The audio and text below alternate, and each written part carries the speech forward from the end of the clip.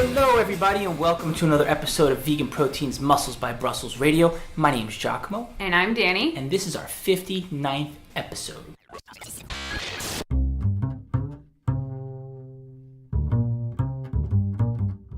So what's up, Danny? Not a whole lot. It's Friday afternoon. It's been a crazy work week, personally, for me. I don't know about you. I've been getting my butt kicked at work, which I'm not complaining about. But yeah, my brain's a little fried. So naturally, we would be recording one of our more technical podcasts today. Of course. How are you? Me? Well, not to say that I'm not affected by your stress, because I definitely feel for you. But I got some of my own projects going on, but nothing too crazy. Honestly, personally, I'm getting deeper into my training, so my fatigue levels are going up, and I'm sort of adapting to that. Oh my God, 𝐬𝐿𝐫𝐞 did a caffeine deload last week. He did 0 caffeine last week whatsoever, and he was miserable, people. Miserable. I warned you, though. I said, look, I think I gave you like a week or 2 weeks notice. I was like, look, I am going to be a miserable person. Well, thank you for living up to that. That was really fun. And on day one, what did she do, ladies and gents? She was like, you're miserable. Immediately told me I was miserable on day one of my deload. I mean, if you've ever had caffeine every day of your life for 2 years and then not had it at all, you're pretty miserable right from day one. So, I mean, I wasn't wrong. Dare I use the word awful, but what I gotta say is getting back on the sauce, as I put it. Day one, back with caffeine, I was like, I'm gonna get the nicest cup of coffee. I woke up 5 o'clock in the morning, just like craving that hit. And then finally, Danny wakes up around 8 o'clock and I was like, hey, Danny, you want a cup of Starbucks with me or something? And she goes, I want the fastest cup of coffee you could possibly get me.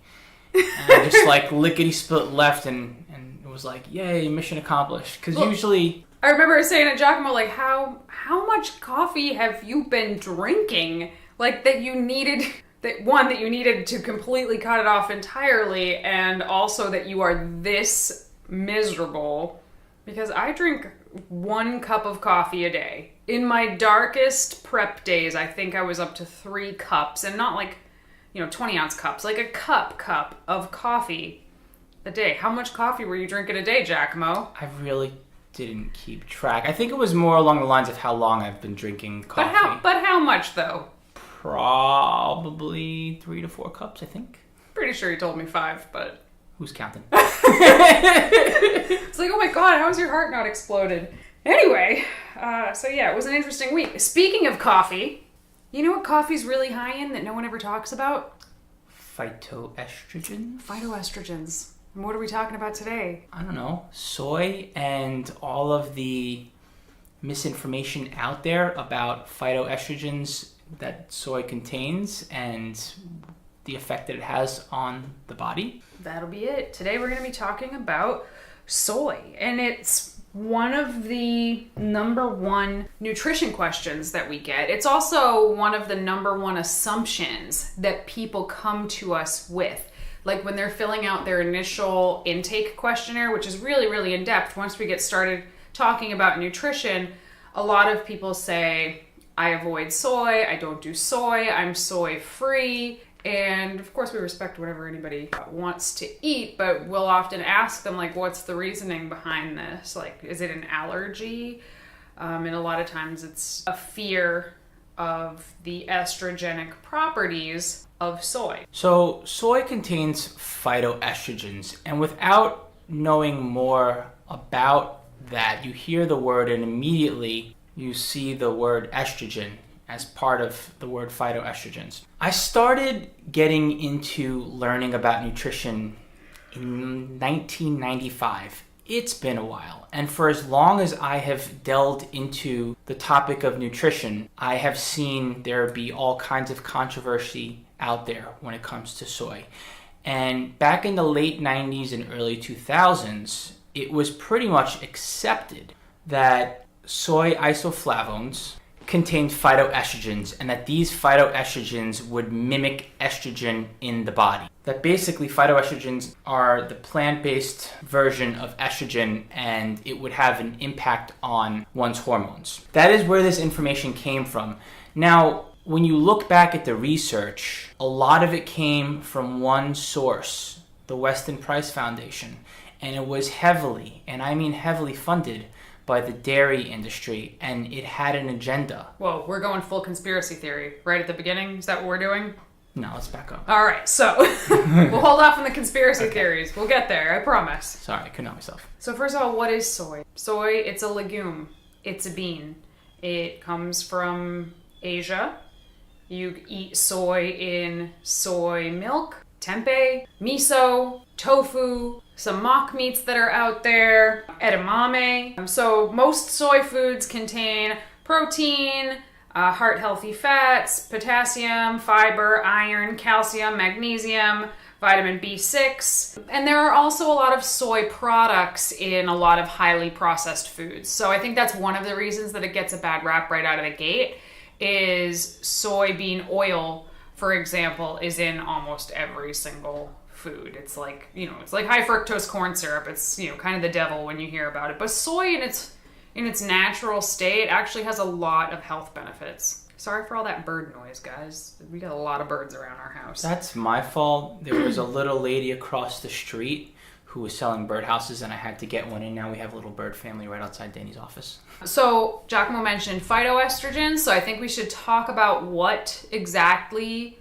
phytoestrogens are. Phyto meaning plant, estrogen being a mammalian female hormone, right? So phytoestrogens are compounds that are found in plants. Phytoestrogens bind to the same receptors that estrogen binds to. When they bind, estrogens cannot bind to those receptors, right? So there's a receptor, it's for estrogen. The phytoestrogens can bind to it, but if it does, then there's no place for the estrogen to bind. So it therefore minimizes estrogen's effects. Hopefully that gives you like the basic gist. Now I started by saying that phytoestrogens are found in plants. In any conversation that you have with somebody about nutrition, just a casual conversation about phytoestrogens, soy is going to be the only thing that is mentioned. I guarantee you it's going to be the only thing that comes up in conversation. Here are some other foods that also contain phytoestrogens. Coffee, which is how we started this conversation. Coffee, tea, broccoli, flax, beer, carrots, oranges. I could go on and on. They're found in all kinds of foods. But when someone drinks a glass of orange juice or a cup of coffee, people aren't running around screaming, "Oh, you're gonna grow boobs from the phytoestrogens." Like, it's just soy. Why is that? Why is it that soy is the devil when it comes to phytoestrogens? So back to my earlier thought. When you want to find the answer, unfortunately, all you need to do is follow the money trail. And when you look back at where all the research came from, it was heavily funded by the dairy and animal agriculture industry because soy was becoming more popular at the time. I even remember going to a race back in the early 2000s and soy was on the up and up and they were serving it to us at the end of the race, and there was increasing demand for a food that clearly had heart health properties to it and other benefits to it as far as reversing disease. And as the research was coming out, there was other research being promoted and advertised, smearing the reputation of soy as a food product that was going to affect your hormones and cause all kinds of problems. So let me spell that out in plainer terms. The soy industry was beginning to threaten the dairy industry. If I recall correctly, and I could be wrong, I think the Weston Price Foundation, their big shtick was raw milk, right? Like raw unpasteurized milk. I'm pretty sure. Yes. Again, I could be wrong. But the dairy industry was threatened by the soy industry, so they started dumping a lot of money into research to find out, what skeletons were in the closet of soy. Now it's kind of funny because we know that we can make dairy products out of so many things besides soy. But back in the, 90s, for a long, long time, it was soy milk or nothing, right? So I think that's an important thing to bring up. So it's not really a conspiracy theory. It's just what actually happened. But I can see how it sounds like a conspiracy theory. Why is there all this research about soy phytoestrogens and there's not all this research about coffee phytoestrogens or tea phytoestrogens or beer phytoestrogens? It's because nobody dumped all the money into trying to research it to expose it as something that was bad. So let's actually talk about why somebody might be afraid of increased estrogen in the body? Well, increased estrogen in the body can throw off the state of balance of your hormones. For a male whose estrogen increases, it can affect their ability to gain muscle. I mean, it can affect a whole hell of a lot more than that. And most especially for a woman, like with your hormones being a much more delicate balance, to raise one of them like that artificially, I definitely wouldn't want that in my system. Absolutely not. It can cause all kinds of sex hormone problems to have increased estrogen. So for a guy, that could actually be growing breast-like tissue and gyno, basically. If your estrogen is high, that can happen. Increased estrogen would kind of lower your testosterone balance, which could likely lead to balding. Lots and lots, erectile dysfunction could happen. For women, there are increased risks of certain cancers. For men as well. Like, there are absolutely reasons to not want excess estrogen in the body. Hormones, like Giacomo said, is a very delicate balance, and if they're out of whack for a period of time, there are serious health repercussions. However, we keep conflating phytoestrogens with estrogen, and they don't act anything alike, really. I compare it to the difference between hemp and marijuana. They look the same, they kind of grow the same, but if you smoke one of them, you're gonna get really, really high. And if you smoke the other one, nothing is gonna happen, I assume. But they're not the same. Remember when we were trying to get like hemp to be big in the States because it's so sustainable, and people were afraid all the kids were going to smoke it, and it was like, no, that's actually not how it works. They're different things. Yeah. It took a long time to get people to realize they're completely different things. Yes, hemp protein powder, even people were scared of it. Yeah, I remember. In fact, it's still illegal to send it to some countries, right? I don't even know anymore. I'm certain, because when we ran our store, sometimes people would order from other countries, and we always put in free samples, and they would say, please do not put in any hemp-based free samples because it will get confiscated at customs. Anyway, I digress. The point. Phytoestrogens and estrogens are not the same. What I find particularly peculiar, and I mention this a lot, but I think it bears mentioning at least one more time. I find it weird that those who seem to fear soy the most are outside of the community of plant-based and vegan athletes. It's those who are literally consuming the hormonal secretion of a cow, and they're consuming cow's milk, and they're concerned about ingesting hormones. And when you think about it, it just doesn't make sense why they would be that concerned about consuming plants when they're literally consuming the hormonal secretion from an animal. Yes, it's true. Phytoestrogens and actual estrogen are very different, but in dairy from an animal only is produced from a pregnant female mammal that causes their mammary glands to secrete milk for their baby animal. Like, it's literally an estrogenic secretion.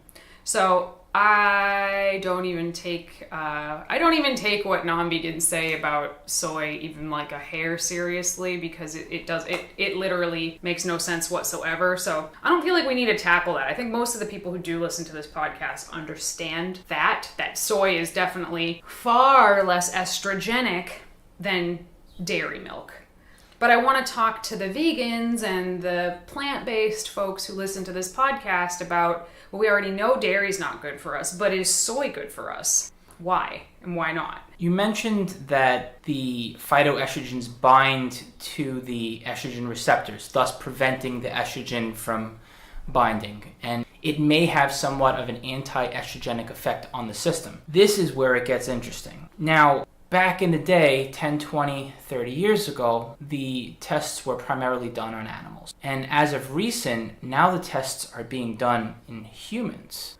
And this is where we're finding health benefits to consuming soy, right? What a concept. So in the rodents, particularly, so the first tests were done on rodents. The studies were across the board in terms of testosterone levels in particular. In some studies, it raised testosterone. In some studies, it lowered testosterone. In some studies, it did nothing to the testosterone. But rat studies and mice studies don't translate very well to humans in general, which is why they should all be ended anyway. But what is much more interesting is the human studies 𝐿𝐿𝐵𝐿 was about to tell you about. Well, I got a couple. The first one is from the American Journal of Clinical Nutrition from Messina, and this study showed that there was an anti-estrogenic effect specifically in premenopausal women, which was shown to help them prevent breast cancer. Pretty important. Another study in the European Journal of Clinical Nutrition, this was a study on 24 men, and at the end, their testosterone stayed exactly where it was in the beginning. Those on the part of the study, and it was randomized, but those who were consuming 7 times more soy than the low soy group, actually, not only did they have the same level of testosterone as when they started, it also showed that their PSA levels decreased, their prostate-specific antigen levels, which basically means that they have a lower chance of developing prostate cancer.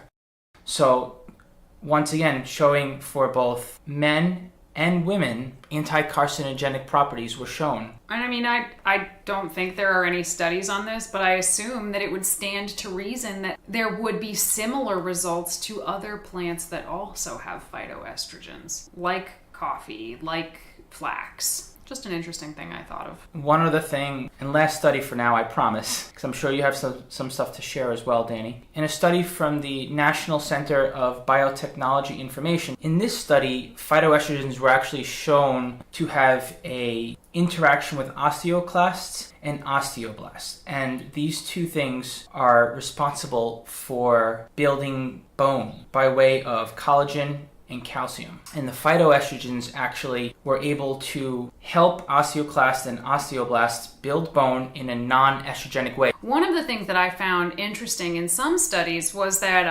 phytoestrogens could possibly suppress the clinical symptoms of menopause by decreasing endogenous estrogen. So endogenous is just the estrogen that you normally have, that you produce. I don't understand the mechanism by which that happens, but it does appear that consuming soy may make those crummy experiences of menopause, like hot flashes and waking up in the night, and just weird periods until your period stops, could decrease those symptoms. I thought that was pretty interesting. But something that I think could be beneficial for people across the board is that in these studies that suggest that phytoestrogen can reduce total cholesterol and improve heart function. And I wonder, I would have to dive into this study specifically, but is the reduction in total cholesterol and the improvement in heart function, is that from consuming soy, or are they replacing meat and dairy on the plate with soy? So is it the inclusion of soy that protects against cardiovascular disease, or is it the exclusion of meat and dairy? And that's where the studies basically say that it's inconclusive as far as the reasons why. I would not be surprised if that had something to do with it, though. It is also suggested that soy, and isoflavones specifically, can reduce high blood pressure through a vasodilation effect. So that was in a study where they had 6 months of women that were postmenopausal taking isoflavones every single day, and it was shown to increase endothelial vasodilation. Again, I don't think a lot of this stuff, like all of these protective effects, I don't think they're unique to soy. You know, protection against cardiovascular disease and lower your high blood pressure from increased vasodilation. Like, you could say the same thing about kale. You could say the same thing about broccoli. And I think that is the point that a lot of people are missing, is that you could say a lot of these same health benefits about any plant, because soy is a plant. And it's really not that unique. For me, anyway, that's the biggest takeaway. Way back in like 2007, when I was trying to learn so much about this, I would read an article that said soy was bad, and then I would read an article that said soy was good, and I didn't know how to read research at the time, so I was like, I don't know what to believe. And then one day it just occurred to me that it's just a bean. And I wasn't sitting there freaking out about whether chickpeas were good for me or bad for me. It's just a bean that has been demonized by particular researchers, more or less. So as interesting as all of this research is, and I do think it is, and I could go on and on and on, because soy has been studied to goddamn death, basically. And the human studies largely show health benefits. Certainly there are some studies that show, unfavorable results for soy, but if you look at the breadth of studies, most of them show some kind of health benefits. But I think it's cool, like yay, go soy, but also I don't think it's that mind-blowing either. We could say this about all plant foods. Phytoestrogens affect blood sugar regulation. It's proven that lower incidences of chronic disease is found in East Asia, where people consume soybeans containing isoflavones. Phytoestrogens are associated with weight loss. Literally, I could read through these over and over and over again. Phytoestrogens help to minimize hormone-dependent tumors. They're great, catchy headlines. They are. I definitely am all for the inclusion of soy into a well-balanced vegan diet, unless you have a true allergy. And I'm not talking about one of those sensitivities you gave yourself by not eating it for 3 months. I'm talking about an actual allergy. Including it, I think, is beneficial, but I also don't think it's anything special. Is it worth bringing up hypothyroidism and when you need to take a medication and how you need to basically space out when you're consuming soy because it can affect the medication itself? I mean, I think that a lot of medications have lots of interactions that we should know about and we often don't know about. I don't know why these things aren't just discussed when you pick up your prescription. When I was in high school, I drank plenty of grapefruit juice that for sure was counteracting my birth control, but nobody ever told me that. I mean, thank God that worked out all right, but that could have been pretty disastrous. So I do think it's important to know what foods interact with your medications, and if soy is one of them, which it is for some thyroid medications, then you probably shouldn't eat it right around when you take your medication. Or if you don't want to eat it at all, that's fine too. I don't think anybody has to eat soy because they're vegan. I don't think it's a requirement. I think you can absolutely be a soy-free vegan bodybuilder, even a soy-free vegan bodybuilder with high protein goals. But I do feel that it does limit you from a lot of really delicious and nutritious foods. Because there are so many different ways that you can prepare soy, and we're still looking at it as a block of bean curd instead of all the delicious ways that you can prepare it. I mean, you can make buffalo wings, you can mix it in with other vegan meats like seitan and make unchickened cutlets out of it, or what have you. Delicious puddings and desserts and ice creams. I mean, you can make a lot of things, but you can also make them out of other foods. I just don't think soy should be the hot button issue that it is. One thing that I always assumed that whatever was bad about soy in a soybean would be 10 times worse in a soy protein isolate, right? Because they've sucked all of the good out of it and just stuck the bad in the protein isolate. The bad, in my mind back in the time, being phytoestrogens, isoflavones, but actually there's much less phytoestrogen and isoflavones in soy protein isolate than there is in a whole soybean, which I thought was interesting. It is one of the most delicious tasting protein powders out there because it's creamy and it mixes up really well and it has a really nice amino acid profile. I haven't had it in so long that I don't even remember what it tastes like as a protein powder. But I just always thought that if a soybean was bad for you, then, the super concentrated soy must be worse for you. But actually, it appears that it's not just a hyper-concentrated form of a whole soybean, which is what I used to think. So, anyway, just an interesting thing. Yeah. You guys want to hear about more studies? Probably not. There's literally hundreds of them. Sometimes I'm afraid that the information I'm receiving, and because of the communities that I run in, that perhaps I'm missing the whole picture here. And I kind of wonder, is there anyone out there that really still thinks that soy is a food that is bad for your body, for your health, hurts your ability to gain muscle?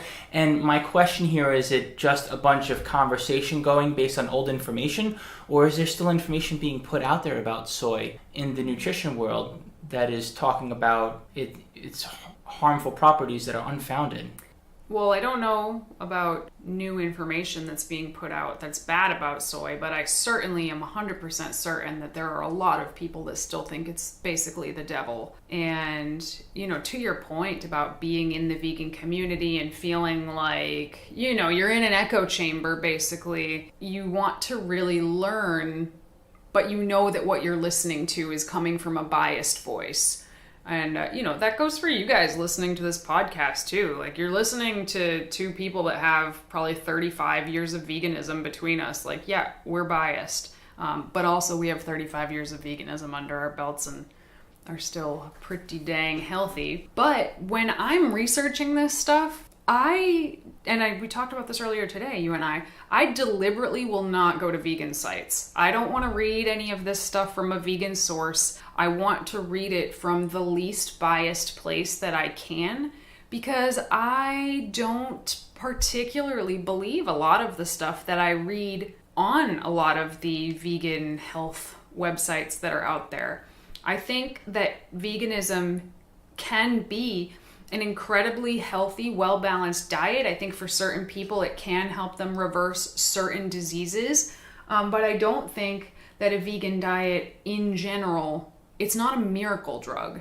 It's not the cure to everything. You can be vegan and still be sick. You can be vegan and still be unhealthy. And unfortunately, I feel like a lot of the vegan health sources that exist make it sound like it is absolutely impossible to eat a vegan diet or even a whole food plant-based diet and not be sick, overweight, diabetic, blah, blah, blah. And you can, of course you can. It's not a cure-all, but there are some really outstanding health benefits to a plant-based diet for most people. So we try to highlight it in the least biased way that we can by researching not vegan sources the vast majority of the time.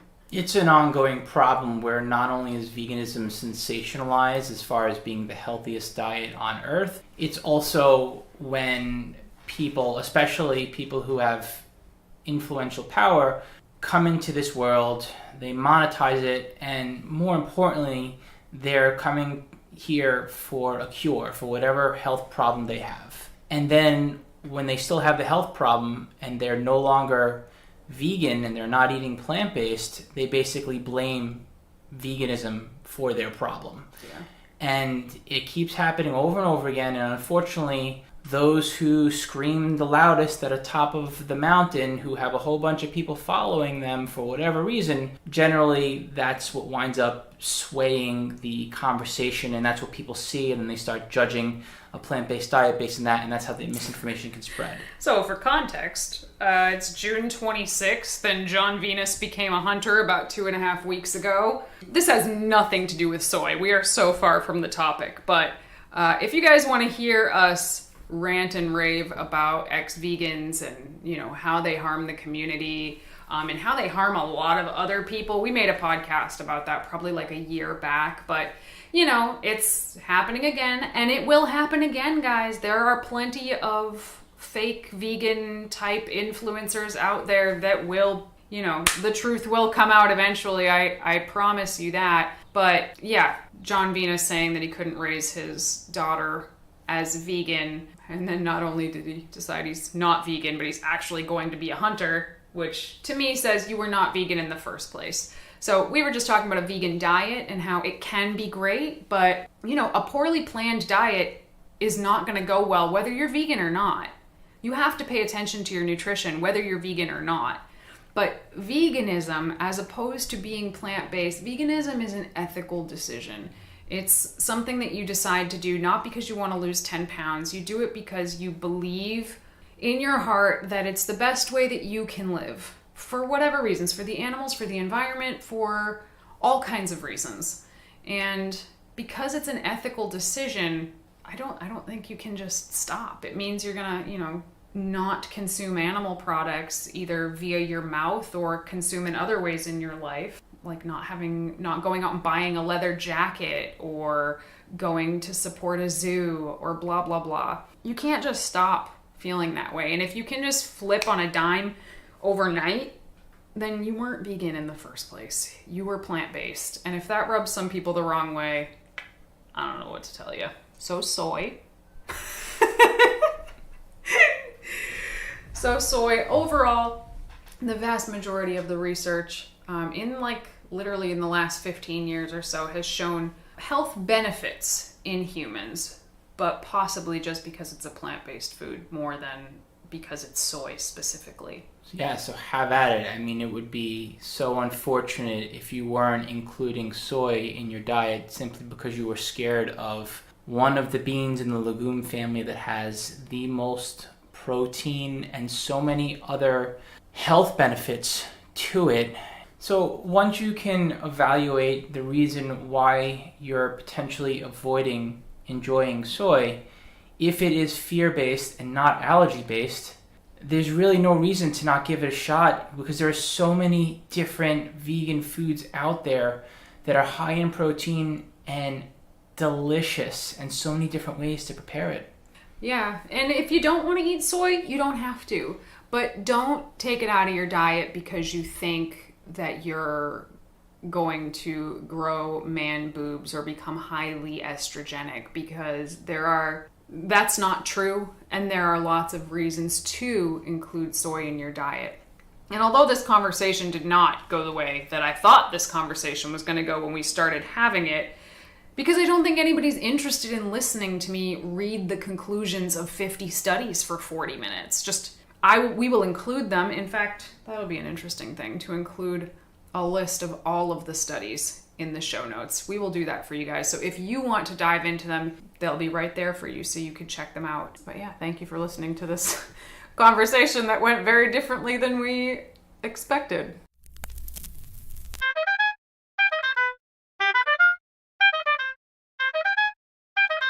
All right, moving on to the questions. Here we go. I am a vegan who has a lot of dietary restrictions and also trains 4 to 5 days a week. I'm struggling to get adequate food in, as well as struggling with binge eating junk food every couple of days. Is this something you have experienced with giving nutrition plans? So we're looking at someone who is struggling to get adequate food in, and in their attempt to get the right kind of food in, or enough, I'm not quite sure exactly what's going on there, I would need more context, but the point is that as they're trying to eat a certain amount of food or eat a certain way, they wind up eventually getting into the cycle of binge eating. So all kinds of things here come to mind. The first thing that I would do when I want to make sure that I am programming for my goals and my caloric needs is to food track. And we say this over and over again, but it's true. But it's not only about tracking, it's about keeping a food diary. Because once you start to take a look at the types of foods you're eating based on how much you're eating, I mean how many calories you're getting in, sometimes you could have a whole lot of food on your plate, but that food is very voluminous, so you might feel overfull. However, you're not eating enough. And then you wind up perhaps binge eating on foods that are calorically dense and hyperpalatable because you need to eat more, but you get into this cycle where you're just bulk eating for a couple of days and feeling like you're missing out on eating nutritionally dense whole foods. Now I'm playing out this one scenario, but I really don't know what this person is going through specifically, which is why I would always start right in the beginning and find out what kind of foods you're eating. The alternative could be when someone is perhaps not eating enough, or they're taking a reductionist approach to how they're eating in any kinds of ways, like avoiding certain types of foods.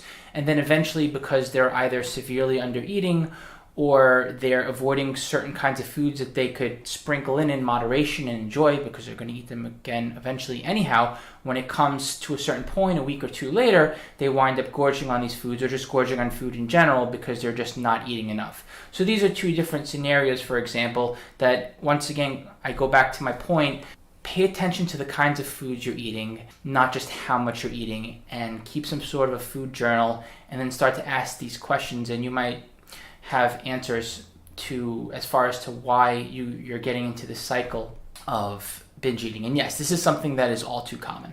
All right, here's our next question. Hi there, a question for the podcast. Is it true that you can't build muscle when you're in a caloric deficit? I've been trying to heal my quadricep tendinosis with a doc and PT, which includes building strength in some nearby weaker muscles. I haven't made much progress, so I wondered if the fact that I'm in a cut could be affecting that. Thanks. So this is a really good question, and we have kind of touched upon this before in podcasts, but if it's possible to build muscle in a caloric deficit, or if it's possible to lose fat and build muscle at the same time, is a very similar question. It's possible, but only under very specific conditions. So some of those conditions would be if you're very young, if you're a teenager, it might be possible for you. If you have a lot of weight to lose, like 50 plus pounds, you can probably build muscle in a caloric deficit. If you have taken a long break from training, like a year, if you're in your first year of training, or if you are on performance enhancing drugs.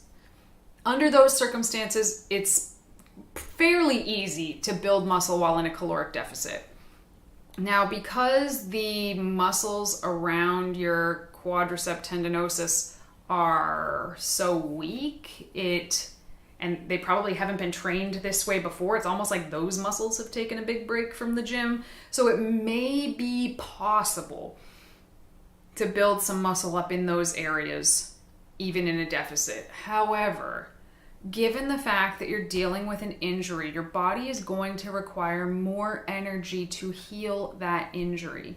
If you put yourself back at caloric maintenance or even in a slight caloric surplus, all that additional nutrition is going to be very helpful in, one, aiding those weak muscles to get stronger, and two, sending blood and vitamins and oxygen to the area to help repair it. So a lot of times when one of my clients, like they have an injury or they're sick, sick with a cold or something, not like sick with a stomach flu. I would never suggest this in that case. But, particularly, let's say if they're injured and they can't train as much as they normally train. A lot of knee-jerk questions are like, well, should I cut my calories if I can't train as much?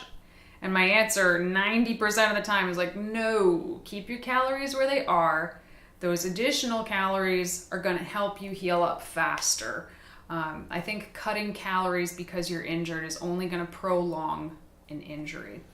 And then this person also asked, just a real quick question, said, another quick question. I saw on your YouTube video that you keep your giant bag of Vital Wheat gluten in the freezer. Is this just to preserve freshness? Yeah, and the other thing is we don't want to risk having flour bugs. Flour spoils, and so yeah, not just like so it tastes good, but also so that it keeps for a long period of time. Yeah, we keep a lot of our different flours in the freezer. We keep sugar in the freezer. It does preserve the freshness. I've never seen bugs in Vital Wheat gluten before, but I also don't want to find them in a 50-pound bag. So keep them in there for that. I have seen bugs in regular flour, so I've frozen that for as long as I can remember. I think I can interject here and give you a helpful tip. And for those of you who do not have a chest freezer, which by the way, highly recommend the chest freezer if you have the space. $125, you can throw bulk foods in there. If you don't have the space or the budget for a chest freezer, you can get the giant, what are they, like gallon bags or something like that, Ziploc bags, and you can partition the 50-pound bag of gluten into like 5 or 6 of these bags, and then it actually fits. The vast majority of it will fit in your freezer, even if you have a regular sized freezer, and you can put one of those bags in your pantry. Yeah, you don't have to store it in the freezer. I have plenty of clients who have the same bag and they don't, but if you have a way to freeze it, I probably would.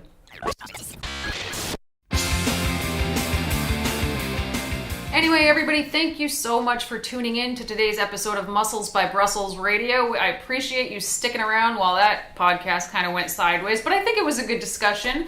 If you have anything you'd like us to discuss or you have any questions that you would like to have answered on this podcast, please shoot us a message, VeganProteins@gmail.com, or you can find us on Instagram, Facebook, and YouTube, Vegan Proteins and at Muscles by Brussels. And if you're enjoying this podcast, please go ahead and leave it a review wherever you're listening to it. It really helps us get the podcast out there and in front of fresh eyes of people who might need to hear this information and wouldn't otherwise find it. Thanks so much for tuning in. My name is Danny. And I'm 𝐬𝐮𝐬𝐫𝐿. And we will talk to you soon.